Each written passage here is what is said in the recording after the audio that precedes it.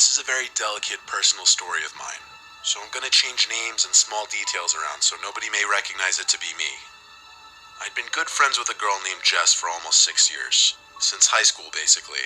We even went to college together and dormed together. When we were in our junior year of college, we moved out of the dorms and into an off-campus apartment.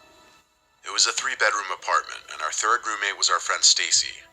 We were less close with Stacy, but we had no problems with her. In fact, the three of us would go out together on the weekends. I just had more of that best friend tell everything vibe with Jess, if you know what I mean. It was the spring semester, spring break was approaching, and we were planning the days we'd be going home. Stacy and I were planning on leaving the same day. Jess was going to be staying an extra day because she said she needed to work one final shift at her job. So the day came that Stacy and I left. I said bye to Jess, even though I would probably be seeing her the next day at home. I left and hit the road. But you ever forget something, and when you remember it, it hits you like a brick? That was what happened to me while on the freeway. I pulled to the side of the road in a hurry and checked my bags for my laptop.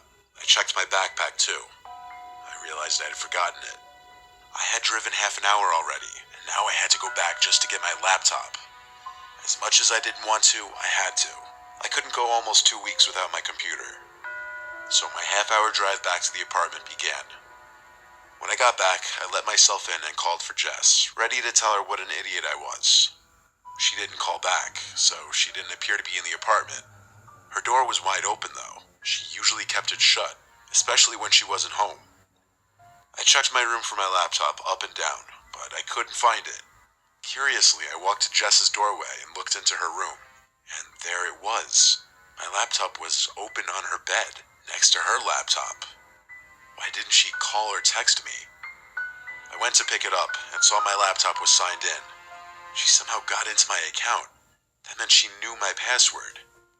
I switched to looking at her laptop, and it got worse from here. There was a folder open, containing a bunch of pictures. Pictures of me. Some of the most disturbing pictures I found were pictures of me passed out on the couch after drunk nights out, and pictures of me in a towel, either in my room or in the bathroom. My heart was racing. I shut my laptop and started searching her room, her closet specifically, and I found a number of my belongings, mostly articles of clothing. Some I won't mention because it's disturbing and embarrassing. I grabbed all my stuff I could find and stormed out. I locked my bedroom door and left the apartment. I didn't call Jess. I called my parents as soon as I got back in my car. They didn't have any words. They couldn't even give me advice because this was so messed up. By the time I got home, I saw Jess blocked me on everything. Instagram, Snap. I assume she blocked my number too, but I never tried contacting her again. By the time I got back to the apartment a week and a half later, all of her stuff was out of the apartment. I didn't see her again for almost a whole year, until she was out with our mutual friends and we ran into each other. She wouldn't even look at me. She couldn't even gather the courage to confront me about it.